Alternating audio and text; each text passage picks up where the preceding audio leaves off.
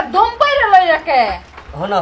কও তোমার একটা কথা করছিলাম আজকে কও যেহেতু বৃষ্টি নামছে হ্যাঁ বুঝো নাই কে ভালোই লাগতেছে খারাপ না।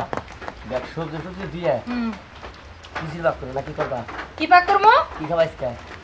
সবজি দিয়ে খিচুড়ি পাক করমু হ্যাঁ বাবা খিচুড়ি আমি খাই না তাহলে- তুমি রান্না তুমি খাও গা যাও তাহলে বুনা খিচুড়ি রান্নু বোনা খিচুড়ি হ্যাঁ বোনা খিচুড়ি এত পছন্দ আমার এই যে পাতলা লেটলেটটা গুলো পছন্দ না খিচুড়ি রান্নু জ্বর জইরা খাইতে মজা লাগবো না বিরিয়ানি পাক করবা কি পাক করমু বিরিয়ানি আমি ওই কঠিন কাম করতে পারবো না হাই রে হাই বৃষ্টি নামছে